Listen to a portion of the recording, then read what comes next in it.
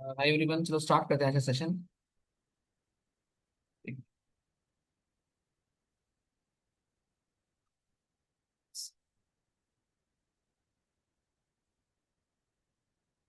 चलो स्टार्ट करते हैं। देखो देखो, लास्ट क्लास है ये इसका, सेक्सुअल रिप्रोडक्शन का। और उसके बाद फिर हम लोग स्टार्ट करेंगे ह्यूमन हेल्थ। ठीक है, तो इस सेशन में हम लोग कंप्लीट करेंगे फ्रूट्स और जो बचा हुआ टॉपिक्स है, छोटा मोटा टॉपिक्स, और कुछ डायग्राम्स देखने हैं। देन उसके बाद हम लोग थोड़ा छोटा सा ये, उसके बाद हम लोग ह्यूमन हेल्थ का भी कुछ क्वेश्चन स्टार्ट करेंगे। ठीक है, तो आपका जो नेक्स्ट टेस्ट आ रहा है उसमें ह्यूमन हेल्थ भी इंक्लूडेड है। इम्यूनिटी तक पढ़ना है, पूरा चैप्टर नहीं पढ़ना, हाफ चैप्टर के आसपास पढ़ना है। ठीक है, मैं स्टार्ट कर रहा हूँ। देखो, फ्रूट्स के आने में, आप फ्रूट्स के बारे में ऑलरेडी हम लोग 11th में पढ़े होंगे। 11th में आपने पढ़ा होगा कि फ्रूट जो होता है, वो जनरली जो ट्रू फ्रूट की बात हम अगर करते हैं तो ट्रू फ्रूट जो होता है वो ओवरी से बनता है फर्टिलाइजेशन के बाद। ठीक है, तो यहाँ पर हमको उतना डिटेल्स नहीं पढ़ना जो क्लास 11th मॉर्फोलॉजी में हम लोग पढ़े होंगे। वहां पर हम लोग को एक छोटा सा, थोड़ा सा एक बेसिक आइडिया पता होना चाहिए फ्रूट क्या है। ठीक है, फिर भी हमने थोड़ा सा एक्स्ट्रा रखा है इसमें। देखो, सबसे पहले स्टार्ट किया जाए, क्लासीफाई करेंगे फ्रूट्स को। एंड यहाँ पे आप देख सकते हैं कि 3 टाइप्स का फ्रूट्स है। ठीक है, first one is called simple fruit. And simple fruit की बात करें तो इसमें आप देख सकते हो कि, अरे हाँ, इसके इसके अंदर आप देख सकते हो, एक मिनट, तो develops from a single ovary. अगर सिंगल ओवरी से, या फिर सिंगल फ्लावर का सिंगल ओवरी है ऐसे बोल सकते हैं। जैसे मान लो कि एक फ्लावर के अंदर मल्टीपल ओवरी हो सकते हैं, राइट। तो अगर एक फ्लावर है और एक ही ओवरी है, एंड उसी ओवरी से, उसी सिंगल फ्लावर के सिंगल ओवरी से अगर फ्रूट बन रहा है, then that kind of fruit is called simple fruit. Okay, इसको बोलते हैं simple fruit. Now the simple fruit is of 2 types. क्या क्या है देखो, 2 प्रकार के फ्रूट्स हैं यहाँ पे। फ्रूट्स हैं यहाँ पर, फर्स्ट है fleshy and second is dry. Fleshy fruit किसको बोलते हैं? तो फ्लैशी फ्रूट्स में जिसके अंदर कुछ नरिशमेंट ज्यादा होता है, दैट्स कॉल्ड फ्लैशी फ्रूट। ठीक है, तो इसके अंदर न्यूट्रिशन अधिक होगा। ठीक, तो थोड़ा सा फ्लैशी होता है अपियरेंस में। ठीक, इसके अंदर रिजर्व फूड ज्यादा होता है, लाइक गुआवा हो गया, ऑरेंज हो गया, मैंगो हो गया। ऑन दी अदर हैंड, अगर ड्राई फ्रूट की बात करें, इसमें वाटर कंटेंट काफी कम रहता है। न्यूट्रिशन इसमें भी होता है, but comparatively water content and इसका साइज ऑफ न्यूट्रिएंट्स, या बोल सकते हो कि बल्क ऑफ न्यूट्रिएंट्स कम होता है। ठीक है, तो ग्राउंड नट हो गया, मस्टर्ड हो गया। ठीक है, तो ये सब हो गए ड्राई फ्रूट्स में मॉइस्चर कंटेंट कम होता है, इसलिए इसको ड्राई भी बोलते हैं। ठीक, तो ये हो गया सिंपल फ्रूट। सिंपल फ्रूट मतलब सिंगल ओवरी सिंगल फ्लावर। अब अगर सोचो कि एक सिंगल फ्लावर है, बट उस सिंगल फ्लावर के अंदर मल्टीपल पिस्टल्स हैं। पिस्टल्स याद है आपको? जैसे कि ये जो स्ट्रक्चर है, this complete structure is called pistol और कार्पल, है ना। तो अगर ऐसे मल्टीपल पिस्टल्स या कार्पल्स प्रेजेंट हो एक एक सिंगल फ्लावर के अंदर, ठीक है, तो ऐसे को हम बोलते हैं मल्टी कार्पिलरी। ठीक है, ओवरी। अच्छा, अगर मान लो ये लोग आपस में फ्यूज होते हैं, देखो ये और ये फ्यूज होते हैं, तो उसको बोलते हैं सिन कार्पस। बट यहाँ पर ये फ्यूज नहीं है। यहाँ पर कैसे हैं ये लोग? ये लोग हैं एपोकार्पस। ये लोग फ्यूज्ड नहीं होते, अलग अलग। तो अगर कार्पस फ्यूज नहीं है, अलग अलग है, ठीक है, तो उस कंडीशन में हम लोग एग्रीगेट फ्रूट्स को पाते हैं। और यहाँ पर आप याद रखोगे कि मल्टी कार्पेलरी कंडीशन होता है apocarpous, and multi carpellary condition है। इसके एग्जांपल्स याद रखो, जैसे कि सीताफल होता है, शरीफा उसको बोलते हैं, या इंग्लिश में उसको कस्टर्ड एप्पल कहते हैं। स्ट्रॉबेरी जानते ही हो आप। और रोज फैमिली जो होती है, जो रोज फैमिली के अंदर जितने भी फ्लावर्स आ जाते हैं, ठीक है, उनके जो फ्रूट्स बनते हैं उनको हम रोजेसी बोलते हैं। वहां से वो भी सब इसके अंदर एग्रीगेट फ्रूट्स के अंदर आ जाते हैं। ठीक है, तो एग्जांपल्स याद कर लेना यहाँ से। ठीक, इसी तरह से अगर इनफ्लोरेसेंस आपने पढ़ा होगा कि बहुत सारे फ्लावर्स हैं, ये भी पढ़ा हुआ तो सारा कुछ है। ठीक है, तो बहुत सारे फ्लावर्स हैं, अगर ये सारे मिल करके ही एक फ्रूट बन जाए तो इसको बोलते हो कंपोजिट फ्रूट। जैसे कि जैक फ्रूट होता है, कटहल। ठीक है, ये रहा जैक फ्रूट। से पाइन, ठीक है, मलबेरी, ये सब एग्जांपल्स हो गए कंपोजिट फ्रूट्स के। ठीक, तो ये सब याद करने वाली चीजें हैं। यहाँ से आप याद करना कौन कौन सा फ्रूट क्या क्या है। ठीक है, और भी कुछ इन्फॉर्मेशन क्लास 11 का, जैसे फ्रूट क्या है? Fruit is a ripened ovary. Ripened ovary means after fertilization the ovary will give rise to fruit. ठीक है, और ओवरी जो होता है उसकी जो वॉल होती है ना, that's called pericarp. Similarly wall of fruit is also called pericarp. ठीक है, तो सेम चीज ही है। पेरिकार्प जो है वो ओवरी का वॉल है before fertilization, but after fertilization this ovary will become the fruit. That's why यहाँ पे लिखा है आफ्टर फर्टिलाइजेशन। ठीक है, बट नाम उसका पेरिकार्प ही रहता है। ओके, तो फ्रूट का वॉल हो चाहे फ्लावर का वॉल हो, इट इज कॉल्ड पेरिकार्प। ठीक है, चलो, अब ये नीचे क्यों नहीं हो रहा है? एक मिनट, यहाँ से कोई डाउट है? तो सब याद करने वाला टॉपिक है, देख लो। ठीक है, अगर कुछ होगा तो बोलना, मैं आगे बढ़ाऊँ। सिंपल सिंपल है, देखो पार्थेनोकार्पिक फ्रूट क्या होता है। तो ऐसे फ्रूट्स जिनका जिनका फॉर्मेशन बिना फर्टिलाइजेशन के हुआ हो, ये लाइन पढ़िए। The fruits that are formed without fertilization are called parthenocarpic fruits. Without fertilization अगर fruit बन जाए, it is called parthenocarpic. So these fruits do not have embryo. देखो बिना fertilization के बनाया. It means कि यहाँ पर sperm नहीं आया होगा, ऐसा कुछ हुआ होगा, है ना, या फिर मेल गैमेट नहीं आया होगा, ऐसे बोल दो. तो जब यहाँ पर मेल गैमेट नहीं आया होगा तो जाइगोट नहीं बना होगा, और जाइगोट अगर नहीं बना होगा तो एम्ब्रियो भी नहीं बना होगा. ठीक है. एम्ब्रियो नहीं बना होगा, यहाँ सीड्स का ही फॉर्मेशन नहीं होगा. सो यहाँ सीड्स भी नहीं होता, एम्ब्रियो भी नहीं होता, इसलिए ऐसे फ्रूट्स को हम लोग सीडलेस फ्रूट्स कहते हैं. तो आप जो भी मार्केट में सीडलेस फ्रूट खाते हैं, वो क्या होता है, पार्थेनोकार्पिक फ्रूट होता है, that they are form without fertilization. ठीक है. तो एग्जाम्पल ऑफ नेचुरल पार्थेनोकार्पी याद रखेंगे, बनाना. ठीक है. जैसे वेजिटेटिव प्रोपगेशन टेक्निक होती है, उससे बनाते हैं इसको. ठीक. और आर्टिफिशियल पाथेनोकार्पी भी होती है, इसको हम लोग लैब में करते हैं जानबूझकर. हम इच्छा से, अपनी इच्छा से ग्रेप्स को हमने ऐसा बना दिया है कि उसके पास अब सीड्स नहीं है. ठीक है. ऐसे और भी बहुत सारे फ्रूट्स हैं, चाइना में मिलते हैं बहुत सारे, इंडिया में अलाउड नहीं है अभी. बट चाइना में ये चलता है. तो तुम शायद गूगल करोगे या यूट्यूब पर सर्च करोगे चाइना में कि सीडलेस जो भी फ्रूट तुम देखना चाहो, सीडलेस गुआवा, ठीक है, या सीडलेस मैंगो, तो वो मिल जाएगा. ठीक है. तो बनता है, बना सकते हैं इसको. तो यही है. आर्टिफिशियल तो बहुत सारे एग्जांपल्स आप देख सकते हो, बट फिलहाल जो इंडिया में मार्केटेड है, दैट्स वाई हम उसका एग्जांपल लिए हैं, जैसे ग्रेप्स. ठीक है. आगे देखो. यस. द डिफरेंस बिटवीन, यहाँ पे तीन टर्म्स मैंने ले रखे हैं, तीन टर्म्स में डिफरेंस समझ लेते हैं. जैसे पार्थेनोजेनेसिस, पार्थेनोकार्पी. एक शब्द नया आया, दैट इज कॉल्ड एपोमिक्सिस. ठीक है. तो एक एक करके देखा जाए. सबसे पहले पार्थेनोजेनेसिस क्या होता है. तो पार्थेनोजेनेसिस का मतलब हो गया, देखो ये एनिमल्स के लिए भी यूज कर सकते हैं, प्लांट के लिए भी कर सकते हैं. जनरली ये एनिमल्स के लिए यूज होता है.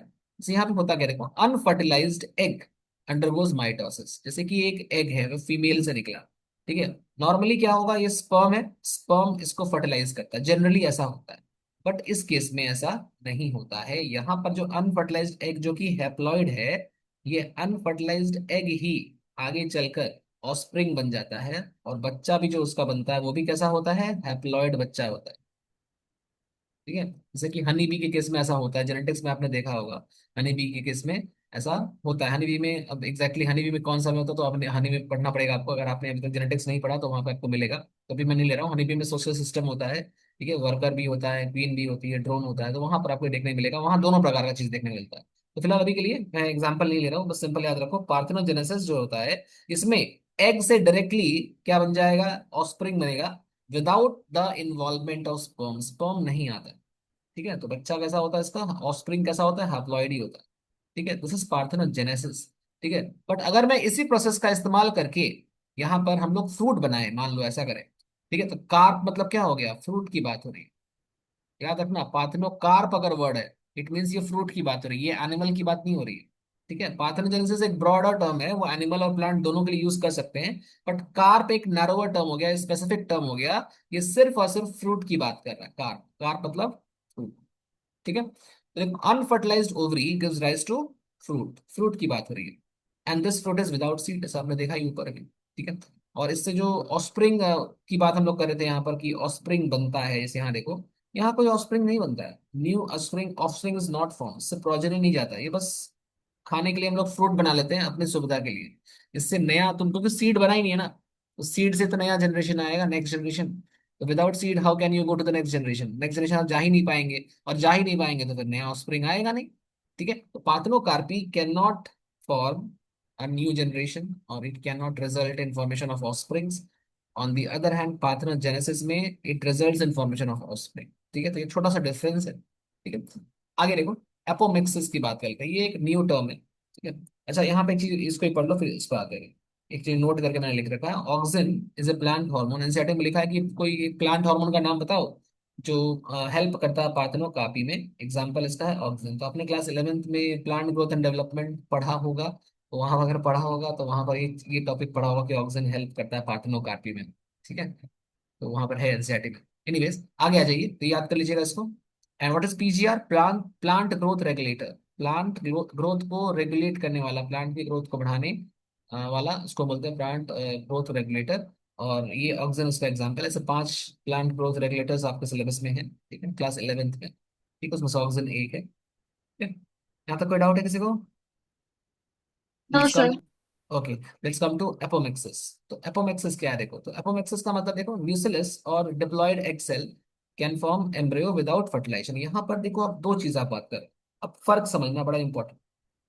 यहाँ पर जो एग था ये हैप्लॉइड था, ठीक है।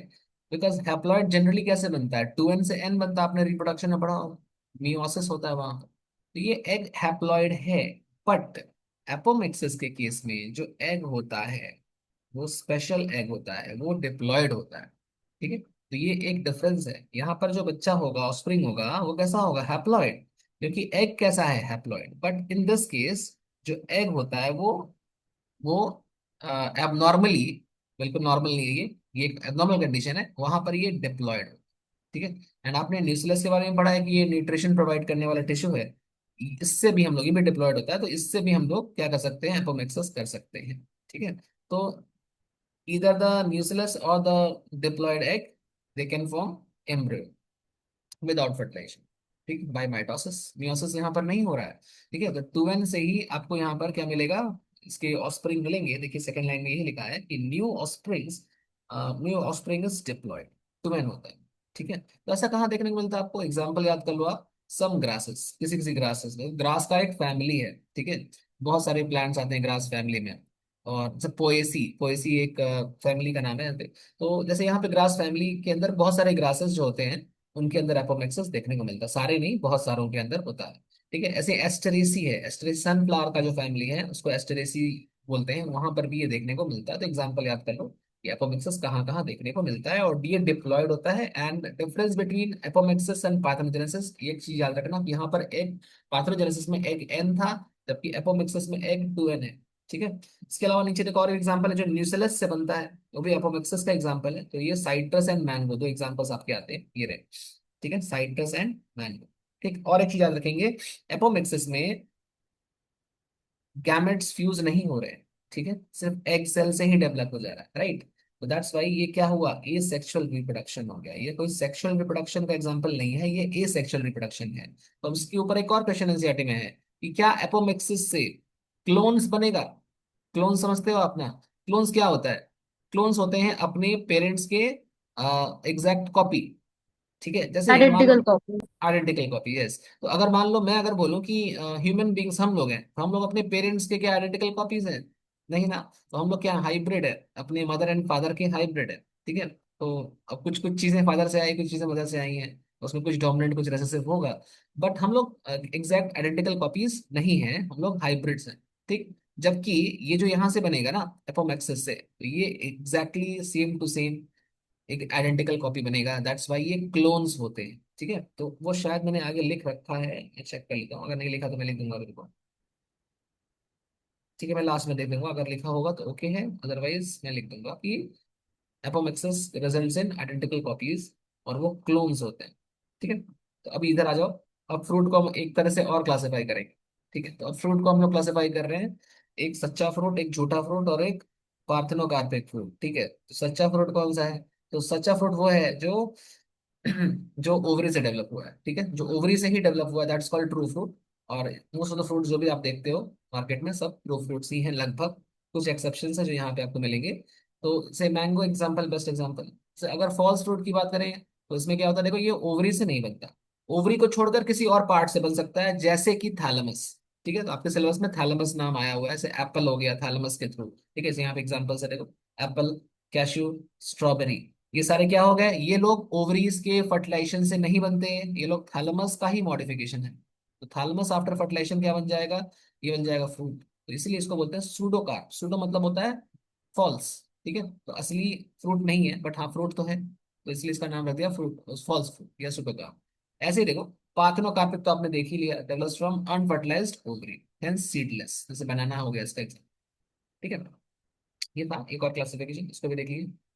आगे देखो, in some plants single fruit can bear large number of small tiny seeds, ठीक है। जैसे कि कुछ कुछ प्लांट्स ऐसे हैं जिसके अंदर एक ही फ्रूट के अंदर बहुत सारे सीड्स, जैसे गुआवा के अंदर भी ऐसा था, वाटरमेलन में भी ऐसा होता है, ठीक है। बहुत सारे ऐसे प्लांट्स, जैसे एनसीईआरटी की जो एग्जांपल मैंने उसको नोट डाउन करके लिखा है। एक्स्ट्रा आपको नहीं पढ़ना है, जितना एनसीईआरटी में एग्जांपल वही पढ़ना है जो एनसीईआरटी में, हाँ कंसेप्ट थोड़ा एक्स्ट्रा पढ़ सकते हो, बट एग्जांपल लिमिटेड याद रखो, ठीक है।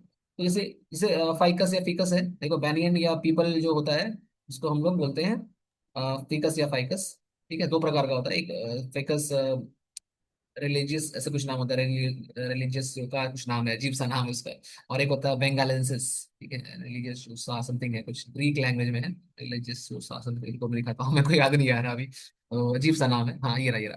तो रिलीजियोसा, रिलीजियोसा ठीक है, सही था। तो रिलीजियोसा और एक था बेंगालेंसिस, यस। तो एक पीपल है जो जैसे हिंदू रिलीजन में इसका काफी मतलब महत्व है, दैट्स वाई इसका नाम हिंदू रिलीजन के आधार पर रिलीजियोसा कर दिया गया, क्योंकि ये मतलब इसको हम लोग सीक्रेट मानते हैं। और बेंगालेंसिस बैनियन ट्री को बोलते हैं। ठीक है, अब इनमें बहुत सारे सीड्स होते हैं, लगभग 850 बिलियन सीड्स। ठीक है, बहुत होता है। एनीवेज, तो ये सब है। अब कुछ पैरासिटिक प्लांट्स का भी एग्जाम्पल एनसीईआरटी में दिया है, वो भी याद कर लेना। तो ये सब याद करने वाली चीजें हैं। ठीक है, तो ये आप याद कर लेना। यहाँ से मैं यहाँ पे डायग्राम पे आता हूँ। ठीक, इधर आ जाओ। और देखो, ये तो दिख रहा है कि एप्पल है ना, तो एप्पल को कट करके देख रहे हो, तो यहाँ पे क्या क्या नजर आ रहा है, ये सब दिखाया है। तो ये थैलेमस है एप्पल का, देखो। ठीक, और ये इसका सीड है। ठीक, और ऐसे ही यहाँ पे देखो, ये स्ट्रॉबेरी है। स्ट्रॉबेरी के ये लेबलिंग किया हुआ है, यहाँ पे कुछ उभरा हुआ स्ट्रक्चर होता है जो उसको एक्इन कहते हैं। ठीक है, और अंदर का जो पार्ट है उसको थैलेमस कहते हैं। यहाँ पे तो थैलेमस से ये फ्रूट डेवलप हुआ, मतलब जो मेजर पार्ट है इसका और इसका, वो क्या है, दैट इज थैलेमस। ठीक है, बस यही है। तो ये पहचानना आपको आना चाहिए। और एक बात, जैसे यहाँ पे और कुछ चीजें हैं, जैसे ये देखो सीड है ना। और ये क्या है, लाइक यहाँ अंदर में देखो, अंदर की तरफ फ्रूट का जो इनर लेयर है दैट इज कॉल्ड एंडोकार्प। ठीक, फिर जो ये बाहर का लेयर है ये है मेसोकार्प। इसके बाहर का जो लेयर होगा वो होगा एपिकार्प। ठीक है, इस तरह से होता है, अलग अलग लेयर्स होते हैं। ठीक है, चलिए आगे बढ़ जाइए। अब देखो, यहाँ तक कोई डाउट किसी को है तो बताओ। चलो ठीक है, आगे बढ़ रहा हूँ मैं। पॉली एम्ब्रायनी पे आते हैं। पॉली एम्ब्रायनी क्या होता है, फटाफट देखा जाए इसको भी। पॉली एम्ब्रायनी, पॉली वर्ड का मतलब होता है, पॉली मींस मेनी, एम्ब्रायनी मींस बहुत सारा एम्ब्रियो बन रहा है यहाँ पर। तो अगर multiple embryos are form, then that condition is called polyembryony. ठीक है, जैसे कि यहाँ पे आप देख सकते हो कि more than one embryo is present in one seed. ये रहा, more than one embryo is present in one seed. For example orange, citrus, नींबू हो गया। ऑरेंज नींबू वो ये सेम फैमिली में बिलोंग करता है। ठीक है, तो ये पॉली एम्ब्रियो, यहाँ पे बहुत सारे एम्ब्रियो बन जाते हैं। ठीक, अब इसमें होता क्या है, देखो मान लो मैं दो प्लांट ले रहा हूँ, एक प्लांट एक्स है और एक प्लांट वाई है। एंड इन दो प्लांट्स को अगर हम लोग क्रॉस कराकर एक हाइब्रिड सीड बनाते हैं, क्रॉस करा रहे हैं, ठीक है, तो जैसे मेल और फीमेल का क्रॉस कराए और एक हाइब्रिड सीड हमको मिल गया, तो इसके अंदर में दोनों के कैरेक्टर्स आ जाएंगे। ठीक है, मतलब इसके भी कैरेक्टर आएंगे और वाई वाले के भी कैरेक्टर, एक्स और वाई दोनों के कैरेक्टर्स दोनों पेरेंट्स से आ जाएंगे। तो this hybrid seed can be grown once only, एक ही बार मैं इसको ग्रो कर सकता हूँ। ठीक है, आजकल जो हाइब्रिड सीड मार्केट में आते हैं ना, वो ऐसे ही बनाए ही रहते हैं कि आप उनको सिर्फ एक ही बार ग्रो कर सकते हो। अगर आप सेकंड टाइम ग्रो करोगे तो उसके अंदर हाइब्रिड नेचर आपको देखने को नहीं मिलेगा। जैसे कि सपोज करो कि इससे राइस है। ठीक है, राइस की खेती हो रही है, ठीक है, या वीट है, या जो भी है, मतलब डिफरेंट जो भी डिफरेंट टाइप्स के जो खेती करने के लिए सीड्स आते हैं, तो वो ना एक ही बार यूज कर पाते हैं, हमको बार बार हर साल मार्केट से खरीदना पड़ता है। इसका कारण ये होता है कि एक बार यूज करने के बाद उसका जो प्रॉपर्टी होता है ना, वो कम हो जाता है, मतलब जो उसकी हाइब्रिड प्रॉपर्टी है वो नहीं आती है सेकंड सेकंड जनरेशन में। ये कुछ इसलिए होता है, चलिए थोड़ा समझा देता हूँ आपको। नीचे आ जाओ, ये लाइन पढ़ो कि इन द नेक्स्ट जनरेशन जो हाइब्रिड सीड बना है, अगर आप चाहते हैं कि इसको हम लोग यूज करके इससे एक नेक्स्ट जनरेशन बना दे, तो वो नहीं हो पाएगा। क्यों? क्योंकि in the next generation it will produce seeds, but दो seeds will not have hybrid characters, उनके पास हाइब्रिड कैरेक्टर नहीं आएगा। रीजन यहाँ लिखा है। रीजन देखो, if the hybrid seeds are sown, इसको आप अगर मिट्टी में डालोगे, ठीक है, तो कैरेक्टर्स विल सेग्रीगेट। सेग्रीगेट पढ़े हो ना आप लोग, जेनेटिक्स तो पढ़ लिए होगे अब तक। सेग्रीगेट का नाम सेपरेशन हो जाता है। जैसे कि मान लो मैं अगर बोलूँ capital T and small T एक साथ है, ये हाइब्रिड है ना। सही, ये कैसे बना होगा, capital T and small T इनकी हाइब्रिड से ये बना होगा, राइट। तो अगले जनरेशन में ये क्या करते हैं, लॉ ऑफ सेग्रीगेशन आपने पढ़ा है, capital T will separate from small T, right. Capital T separate हो जा रहा है स्मॉल टी से, दोनों कैरेक्टर्स जो हाइब्रिड एक साथ थे अभी तक वो दोनों सेपरेट आउट हो जाते हैं और ये अलग अलग हो जाते हैं, है ना। इसी को बोलते हैं लॉ ऑफ सेग्रीगेशन, है ना। तो यहाँ पे सेपरेट हो जाता है। अगर आप हाइब्रिड का सीड बनाओगे तो उसके अंदर जो भी हाइब्रिड वाले कैरेक्टर्स थे, जो दो अलग अलग पेरेंट्स से आए थे, वो सेपरेट हो जाते हैं, सेग्रीगेट हो जाते हैं। सेपरेट मतलब सेग्रीगेट कर, ठीक है, तो सेग्रीगेट हो जाते हैं, सेपरेट हो जाते हैं। And it will not be able to maintain hybrid characters, और इसीलिए अगले जनरेशन में वो हाइब्रिड कैरेक्टर नहीं आएगा। तो आप अगर उसको मतलब बीज को अगर आप सो कर भी दोगे, सीड सीड को अगर आप सो कर भी दोगे तो भी जो उससे नया प्लांट बनेगा उसके अंदर हाइब्रिड कैरेक्टर्स नहीं आएंगे, उसके अंदर वही एक ही किसी प्लांट का कैरेक्टर, इसी एक ही पेरेंट का कैरेक्टर आएगा, दोनों पेरेंट का कैरेक्टर्स नहीं आ पाएंगे। ठीक है। तो फिर फायदा क्या होगा, हम हाइब्रिड सीड चाहिए। हाइब्रिड सीड क्यों यूज करते हैं, क्योंकि वो ज्यादा मतलब इफेक्टिव होता है। ठीक है, हर कंडीशन में ग्रो कर जाता है, उसकी प्रोडक्टिविटी हाई होती है। क्यों, क्योंकि वो दो अलग अलग सुपीरियर पेरेंट्स का मिक्स रहता है उसके अंदर। ठीक है। और यहाँ पर तो सेग्रीगेशन हो जा रहा है, यहाँ पर सेग्रीगेशन होने की वजह से क्या हो रहा है, एज अ रिजल्ट यहाँ पर ये जो कैरेक्टर्स हैं सेग्रीगेट कर जा रहे हैं। तो कुछ प्लांट्स एक पेरेंट को रिजेंबल करेंगे, तो कुछ प्लांट दूसरे पेरेंट को रिजेंबल करेंगे, बट दोनों के कैरेक्टर्स सिंगल प्लांट में नहीं आ पाते। ठीक है, तो ये प्रॉब्लम होती है, इसलिए हमको हर साल नया सीड खरीदना पड़ता है, और वो सीड जो होता है महंगा मिलता है थोड़ा। ठीक है, सो नेक्स्ट लाइन में वही सब लिखा है, देखो पढ़ो। So the farmers will need to purchase hybrid seeds every time and these hybrid seeds are costly, महंगा होता है। So the production cost of crops increases. So production cost जो होगा obviously that will increase, and production cost अगर बढ़ जाएगा तो मतलब फिर महंगा मिलेगा ना यार, तो हम तो चाहते हैं सस्ता मिले। ठीक। तो इसका क्या सोल्यूशन है, तो इसका सोल्यूशन एक निकाला गया है एपोमिक्सिस से। देखो क्या है तो देखो hybrid seeds are, the hybrid seeds are copied by the process of apomixis। तो हाइब्रिड सीड को हम कॉपी कर सकते हैं, मतलब उसको हम उसके सीड्स को हम सेग्रीगेट नहीं करेंगे। आप याद करो कुछ देर पहले हमने क्या पढ़ा था, एपोमिक्सिस क्या सेक्सुअल प्रोसेस है कि एसेक्सुअल है, एसेक्सुअल है। एसेक्सुअल रिप्रोडक्शन है, मतलब वहां पर गैमेट का फॉर्मेशन नहीं होता। जब आप गैमेट का फॉर्मेशन करते हो तभी तो कैरेक्टर्स सेपरेट होते हैं। यहाँ पर तो गैमेट का फॉर्मेशन हो नहीं रहा, दैट्स वाई यहाँ पर सेग्रीगेशन नहीं हो पाएगा, क्योंकि यहाँ पे हम एसेक्सुअल रिप्रोडक्शन करने वाले हैं। तो हम गैमेट्स को इंटैक्ट रखेंगे, गैमेट्स बनाएंगे ही नहीं इनफैक्ट। ठीक है, तो यहाँ देखो क्या करेंगे, so there is no segregation because apomixis में एसेक्सुअल रिप्रोडक्शन है, गैमेट्स बन ही नहीं रहा। और गैमेट्स बन ही नहीं रहा मतलब सेग्रीगेशन भी नहीं हो रहा, नो सेग्रीगेशन ऑफ कैरेक्टर्स। ठीक है। तो जो कैरेक्टर एक पेरेंट के पास था, मतलब एक सीड के पास था, वही सेम टू सेम कॉपी हो जाएगा नेक्स्ट जनरेशन में। ठीक है, तो यहाँ पर कॉपी हो जा रहा है। ठीक है, हम लोग सेपरेट नहीं कर रहे हैं। Okay, so the farmers can keep using the hybrid seeds to produce new crops year after year, and he or she does not have to purchase hybrid seeds every year। ठीक है, बार बार इसको use या खरीदना नहीं पड़ेगा, आप इसको use कर सकते हो by the process of apomixis. इससे क्या होता है, प्रोडक्शन कॉस्ट घट जाता है, महंगाई कम हो जाती है, मतलब जो चीज 100 रुपए मिल रही थी वो अब 30 रुपए मिल जाएगी, सस्ता मिल जाएगा ना फिर। सस्ता वाला ही तो मतलब वही वही क्वालिटी अगर सस्ता ही मिल जाए तो ऑब्वियसली विल यूज द सस्ता वाला चीज, राइट। तो वही चीज है यहाँ पर। तो यहाँ देखो, नोट करके जेनेटिक का नेचर ऑफ एपोमेक्टिक एम्ब्रियोस कैसा होता है। क्लोन्स ऑफ द पेरेंट, जो मैं ऊपर बोल रहा था आपको कि क्लोन्स लिखा होगा। फिर ये फिकस रिलीजियोसा जो है इसको याद कर लेना, हैरी पॉटर का जो मंत्र होता है वैसे ही है, फिकस रिलीजियोसा। ठीक है, और फिकस बेंगालेंसिस, तो इसको थोड़ा याद कर लेना। इसकी नंबर ऑफ सीड्स कितने बनते हैं, 850 बिलियन। ठीक है, एक भी मतलब 1 अरब, 100 करोड़। ठीक है, तो 850 × 100 करोड़, इतना सारा सीड बन रहा है। ठीक है, बहुत ज्यादा है ये। और ये इसलिए बनता है ना, क्योंकि बहुत सारे सीड्स वेस्ट हो जाते हैं, तो सीड का वेस्टेज बहुत ज्यादा होता है एंड कन्वर्शन बहुत कम हो पाता है। दैट्स वाई प्लांट जानबूझ करके बहुत सारा सीड्स बनाता है, सो दैट अल्टीमेटली उसको मतलब नेक्स्ट जनरेशन में उसको कुछ नया प्लांट मिल जाए, तो उसका नेक्स्ट जनरेशन चलता रहे, सो दैट ऐसा इसलिए। ठीक है, इसलिए मल्टीपल मेथड्स हम लोग पढ़ चुके हैं ऑलरेडी। पॉलिनेशन ये सब भी ऐसे ही होता था, एंथर से बहुत सारा मतलब पोलन ग्रेन्स निकलता था, याद करो वही सेम कंसेप्ट। ठीक है, अगर एग्जांपल ऑफ फिकस क्या है, तो इसमें मेरे को इलास्टिका भी है, फिकस इलास्टिका जो रबर फिग बोलते हैं इसको हम लोग। इसको नेचुरल रबर बनाने का काम पहले करते थे, आजकल तो सिंथेटिक रबर बनता है। तो आजकल इसका कुछ खास यूज नहीं होता है, बट ये नेचुरल रबर है। ठीक है, पहले इससे करते बनाते थे। ठीक है, तो यूरोप में पहले पहले इससे बनता था, चाइना में बनता था, ये सब है। यहीं तक था जो था। उसके बाद एनसीईआरटी है, थोड़ा सा एनसीईआरटी में पढ़ देता हूँ, कुछ कुछ लास्ट क्लास का चीज बचा था। देखो यहाँ पे कुछ कुछ सीड का भी मैंने डाला, हालांकि मैं लास्ट क्लास सीड पढ़ा चुका हूँ, तो मैं सीड को इग्नोर कर दूंगा। आप इधर देखो, स्टार्ट कर रहा हूँ मैं, देखो। As ovules mature into seed, कुछ पूछना है तो बोलना, ठीक है, मैं इंटरप्ट करना अगर पूछना होगा, तो मैं आगे बढ़ रहा हूँ, ठीक है।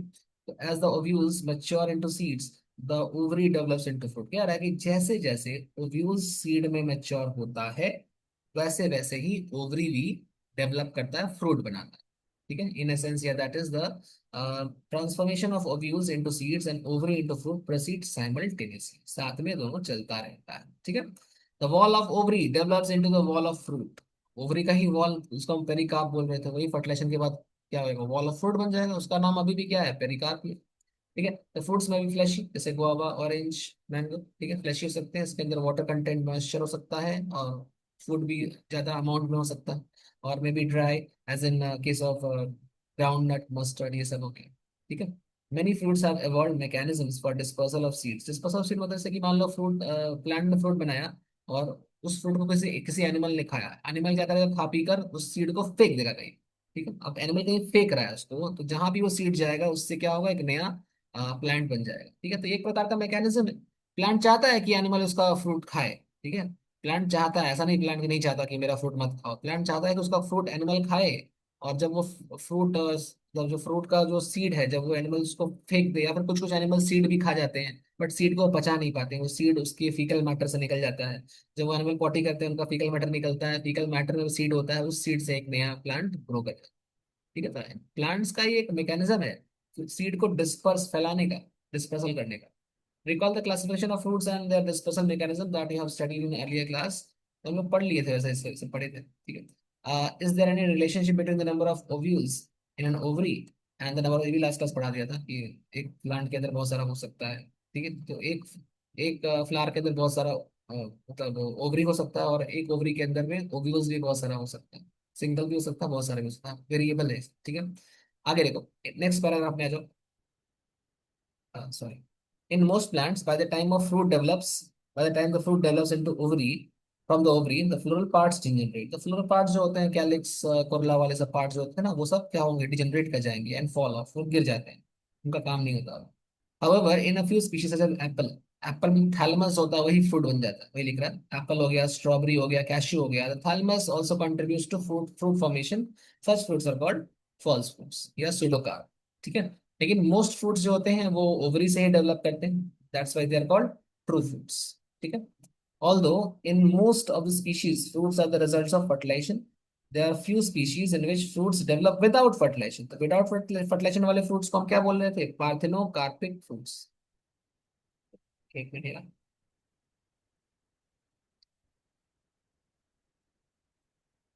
ठीक है। तो पार्थेनोकार्पिक, मेरा लैपटॉप थोड़ा हैंग हो जा रहा है बार बार।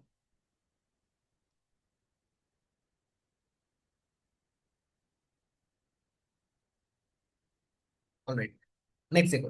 तो पार्थेनोकार्पिक फ्रूट्स, विदाउट फर्टिलाइजेशन के अगर फ्रूट बन जाए, बनाना इसका एग्जांपल है। Parthenocarpy can be induced through application of growth hormones. ठीक है। कौन सा हार्मोन था, इसने लिखा नहीं है, बट ऑक्सिन। ठीक है। And such fruits are seedless, कोई सीड नहीं होती। ठीक है। Seeds offer several advantages to angiosperms. क्या एडवांटेज सीड्स का, ये सब लास्ट क्लास हमने डिस्कस कर लिया था, ये हो चुका है। स्किप करते हैं, आगे बढ़ते हैं। ये सब भी हो चुका है, सीड का सारा कहानी हो चुका है। Seed already done. ठीक है। नेक्स्ट पेज पे आ जाओ। आ, फिर यहाँ पे कुछ और पैराग्राफ से मैंने स्किप किया हुआ है ऑलरेडी, क्योंकि हम लोग लास्ट क्लास ऑलरेडी कर चुके हैं स्किप, मतलब लास्ट क्लास वो डन हो चुका है, इसलिए आज मैं स्किप कर रहा हूँ। ठीक है, रिपीट नहीं कर रहा हूँ। देखो नेक्स्ट देखो, can you think of some plants in which fruits contain very large number of seeds. क्या आप जानते हैं कुछ प्लांट्स में बहुत सारे सीड्स, और फिगस का एग्जांपल लिया, फाइकस का एग्जांपल हमने लिया, ऑर्किड फ्रूट्स भी उसका एग्जांपल है। ठीक है। और उसके अंदर थाउजेंड्स ऑफ टाइनी सीड्स होते हैं। Similar is the case of fruits of some parasitic species. Parasitic species का देखो, ओरोबैंक, और ये क्या हो गया, स्ट्रिगा। ठीक है। Have you seen a tiny seed of ficus, देखे हो गया उसे। तो जब अगर कभी बनियन ट्री के आसपास जाओगे, या पीपल के पेड़ के आसपास जाओगे, तो मिलेगा तुमको वहाँ। छोटा सा होता है, बहुत छोटा सा होता है।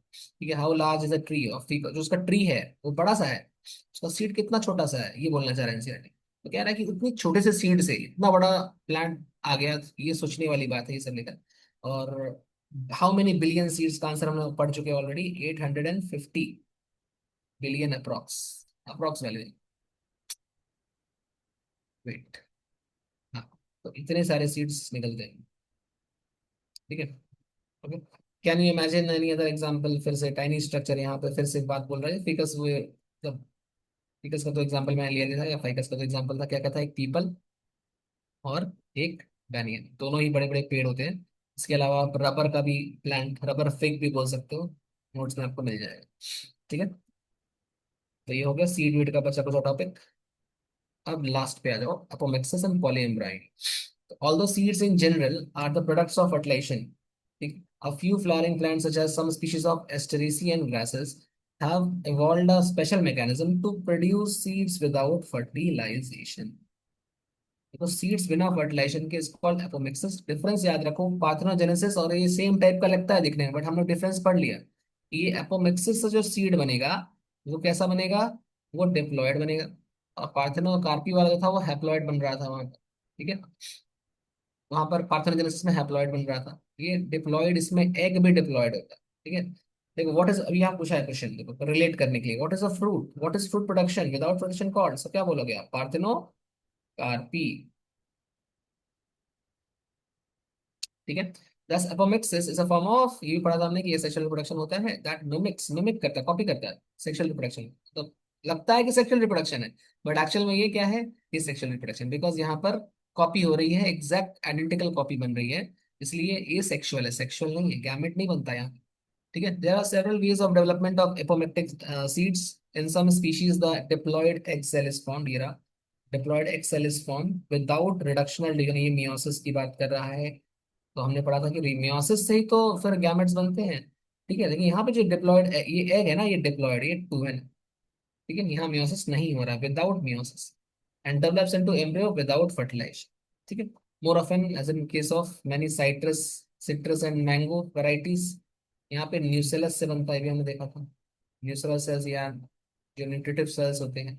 ठीक है, ये क्या करते हैं ना, न्यूसेलस के जो सेल्स होते हैं, ये एम्ब्रियो सैक के अंदर घुस जाते हैं। आप याद करो, हमने इसी चैप्टर में पढ़ा है कि ये एम्ब्रियो सैक है, एंड इसके सराउंडिंग्स में इस तरह से छोटे छोटे छोटे छोटे बहुत सारे न्यूसलस, न्यूसलस के सेल्स होते हैं, सॉरी, और ये एंटर कर जाते हैं इसके अंदर, इस तरह से अंदर घुस जाते हैं। ठीक है, वही कह रहा है कि जो न्यूसलर सेल्स या न्यूसलस हैं, ये surrounding the embryo sac start dividing and protrude into the embryo sac, और ये इसके अंदर घुस जाते हैं, एम्ब्रियो सैक के अंदर घुस जाते हैं। ठीक है, और यही न्यूसलस ही आगे चलकर एम्ब्रियो बन जाता है। जैसे किस केस में है, ये सिट्रस एंड मैंगो में ऐसा होता है, ये न्यूसलस से ही एम्ब्रियो बन जाता है। ठीक है, ऐसा होता है इसमें।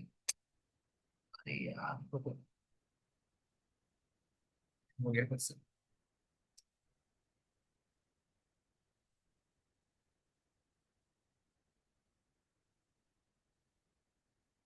प्लीज कम बैक, यहाँ आ जाइए वापस। देखिए, तो in some species such as ovule, sorry, in some species each ovule contains many embryo. अब एक ओव्यूल के अंदर अगर बहुत सारे एम्ब्रियोज होंगे तो उसको आप क्या बोलोगे, पॉली एम्ब्रायोनिक कंडीशन। ठीक है, आप जैसे यहाँ पे एग्जांपल है इसका, ऑरेंज, सिट्रस, ये सब फिर से है। बोल रहा है कि ऑरेंज के सीड्स निकालो और उसको स्क्वीज करो, स्क्वीज करो, ऑरेंज के सीड निकाल कर उसको उसको चीप दो बिल्कुल, उसके अंदर का सब कुछ निकाल दो। ठीक है, तो उसके अंदर क्या आपको मिलेगा, बहुत सारे एम्ब्रियोज देखने को, कल करके देखना कभी। ठीक है, एम्ब्रियोज देखने मिलेंगे डिफरेंट साइज के और शेप्स के। ठीक है, तो यही है पॉली एम्ब्रायोनिक कंडीशन, बहुत सारे एम्ब्रियो सीड के अंदर। काउंट द नंबर ऑफ, बैठ के गिनो उसको कितना होता है, ये सब करो। तो what would be the genetic nature of apomictic embryos, क्या उसको हम क्लोन बोल सकते हैं, यस बोल सकते हैं, बोल सकते हैं। ठीक है, नेक्स्ट देखो, hybrid varieties of several of our food and vegetable crops are being extensively cultivated. Hybrid variety को हम लोग कल्टीवेट करते हैं क्योंकि उसके अंदर अच्छे कैरेक्टर्स होते हैं बोथ पेरेंट्स के। ठीक है, cultivation of hybrids has tremendously increase productivity, इससे प्रोडक्टिविटी बढ़ जाती है। ठीक है, तो ये सब हाइब्रिड क्रॉप्स की मतलब एडवांटेज के बारे में बात कर रहा है, लेकिन प्रॉब्लम क्या है, प्रॉब्लम ये है कि आप उसको एक ही बार यूज कर सकते हैं, वही लिखा है। One of the problems of hybrids is that hybrid seeds have to be produced every year, हर साल उसको बनाना पड़ेगा। If the seeds collected from hybrids are sown, the plants and progeny will segregate। अभी हम लोग पढ़े ना कि उसके जो कैरेक्टर्स होते हैं हाइब्रिड वाले, वो सेग्रीगेट कर जाएंगे, और सेग्रीगेट कर जाएंगे तो आपको दोनों पेरेंट्स अलग अलग मिलने लगेंगे फिर से। तो जो जो नए प्लांट्स ग्रो करेंगे उनमें जो पुराने पेरेंटल कैरेक्टर्स थे अलग अलग, दो अलग अलग पेरेंट्स कैरेक्टर अलग अलग नजर आएंगे, एक साथ नहीं मिल पाएंगे, एक साथ हाइब्रिड कैरेक्टर नहीं मिलेगा, and do not maintain hybrid, ये प्रॉब्लम होती है। ठीक है, production of hybrid seeds is costly, और उसको अगर आप बार बार खरीदोगे तो वो कॉस्टली होता है, and the cost of production या cost of hybrid seed becomes too expensive for the farmers. ठीक है, फार्मर्स के लिए महंगा पड़ जाता है। तो अगर हम इसको, इस हाइब्रिड सीड को एक बार खरीदे मार्केट से और फिर उसको एपोमिक्सिस कर दें, ठीक है, मतलब बिना किसी फर्टिलाइजेशन के ही इसकी कॉपी करके सीड बनाए। ठीक है, तो वही लिख रहा है कि these hybrids are made into apomicts, apomixis कर रहे हैं यहाँ पर। ठीक है, then there is no segregation of characters in the hybrid, segregation नहीं होगा। उसके बाद क्या होगा, then the farmers can keep on using the hybrid seeds to raise a new crop every year, year after year, and he does not have to buy hybrid seeds every year. उसको बार बार खरीदना नहीं पड़ेगा, तो mixes कर करके वो अपना काम चला लेगा। ठीक है, because of the importance of apomixis in because of the importance of apomixis in habitat industry. मतलब आजकल बहुत सारा ऐसा नेक्स्ट लिखा है कि इसके बाद ये उड़ गया है। तो आजकल इसका काफी इंपॉर्टेंस है और इसको हम लोग काफी यूज कर रहे हैं और इस पर रिसर्च चल रहा है, अभी यही लिखा होगा तो यहाँ दिख नहीं रहा। ठीक है, तो आप एनसीईआरटी में एक बार पढ़ लेना, एक लाइन और होगा नीचे, तो उसमें मुझे ध्यान है अभी, तो उसमें नेक्स्ट लाइन यही लिखा है कि इस पर अभी रिसर्च चल रहा है, रिसर्च का विषय है और इस पर हम लोग अच्छा रिसर्च कर सकते हैं ये क्या। ठीक है, अब ये लास्ट चीज देख लो आप, ये एनसीईआरटी का जो बचा हुआ, मैंने बोला था कि लास्ट क्लास का समय बताया था कि ये डायग्राम्स है, ये एक बार देख लेते हैं फटाफट। ठीक है, सेशन एंड होने वाला है और ये मेरा लैपटॉप हैंग कर रहा है, एक मिनट। हाँ, तो ये देखो, ये है डाइकॉट एम्ब्रियो का डायग्राम। ठीक है, फर्स्ट वाला ये है डाइकॉट एम्ब्रियो। डाइकॉट एम्ब्रियो में आप देखो पार्ट्स थोड़ा देख लेना, कौन सा पार्ट क्या है। जैसे इस पार्ट को हम लोग कॉटलेडन कहते हैं, राइट, ये कॉटलेडन है। ठीक है, और जो पार्ट है यहाँ पर, जो पूरा पार्ट होगा ना, इसको बोलेंगे एम्ब्रायनल एक्सिस, इसको बोलेंगे एम्ब्रायनल एक्सिस। ठीक है, अब इस देखो कॉटलेडन का लेवल ये है, ये कॉटलेटन का लेवल है, देखो ये कॉटलेटन का लेवल है, ये कॉटलेटन है एक, ये दूसरा कॉटलेटन, दो कॉटलेटन है ना। ठीक है, तो कॉटलेटन का जो ऊपर का हिस्सा है, ये वाला हिस्सा, इसको क्या बोलते हैं, एपिकोटाइल। एपी माने ऊपर, अबव। और इस एपिकोटाइल के ऊपर जो कवर है, दैट इज कॉल्ड टिप, जो है इसका, सॉरी कवर नहीं, जो इसका टिप है इसको बोलते हैं प्लीम्यूल। कवर का कुछ और नाम होता है, यहाँ वो यहाँ होता है। ठीक है, तो यहाँ पे जो टिप है एपिकोटाइल का, उसको बोलते हैं प्लीम्यूल। ठीक है, सिमिलरली इस कॉटलेटन के जो नीचे का हिस्सा है, दैट इज कॉल्ड हाइपोकोटाइल। और हाइपोकोटाइल का जो यहाँ पर टिप है, उसको बोलते हैं रेडिकल। ठीक है, और radical is protected by root cap. ठीक है, तो ये लेबलिंग है कुछ, तो इसको देख लेना थोड़ा। इस तरफ आ जाओ, सेकंड वाले में देखो, ये मोनोकॉट है, मोनोकॉट एम्ब्रियो है। देखो यार, यहाँ पर ना सिंगल कॉटलेडन होता है, जैसे ये जो पार्ट है ना आपको दिख रहा है, ये वाला पार्ट, ये एक सिंगल कॉटलेडन है। इसमें एक और कॉटलेडन ग्रो कर रहा था ये वाला, बट ग्रो कर नहीं पाया। ठीक है, ये ग्रो नहीं कर पाया बेचारा। ठीक है, ये कर नहीं पाया, इससे हुआ नहीं। ठीक है, तो ये ग्रो नहीं कर पाया, और जब ग्रो नहीं कर पाया तो ये थोड़ा बहुत एम्ब्रियो बन के रह गया, सॉरी, तो थोड़ा बहुत कॉटलेटन बन के रह गया। ये थोड़ा बहुत कॉटलेटन जो होता है, उसको बोलते हैं रेमिनेंट ऑफ कॉटलेटन। ठीक है, रेमिनेंट मीन्स रिमेनिंग पार्ट, थोड़ा बहुत। ठीक, and that is called epiblast. So this part is the cotyledon of, मतलब मोनोकॉट। ये मोनोकॉट का एक स्पेसिफिक ग्रासेस की बात हम बोल रहे हैं। तो मोनोकॉट के अंदर एक ग्रुप आता है, ग्रासेस या ग्रास फैमिली। तो जो मोनोकॉट की ग्रास फैमिली है, उसका जो कॉटलेडन होता है ना, उसका एक स्पेशल नेम है, इट इज कॉल्ड स्क्यूटेलम। सारे मोनोकॉट का नहीं, सिर्फ जो मोनोकॉट की ग्रास फैमिली होती है, उनका जो स्क्यूटेलम, उनका जो कॉटलेडन होता है, उसको क्या बोलते हैं, स्क्यूटेलम बोलते हैं, उसका एक अलग से नाम है। तो basically scutellum is nothing but the cotyledon of grasses of monocots. ठीक है, ग्रासेस क्या है, ग्रासेस सिर्फ ये नहीं, घास जो है वो ग्रासेस नहीं, ग्रासेस मतलब ग्रास एक बड़ा ग्रुप है। ठीक है, ग्रासेस का एक फैमिली है। ठीक, इसके अंदर ये भी आ सकता है, मेज भी आ सकता है। ठीक है।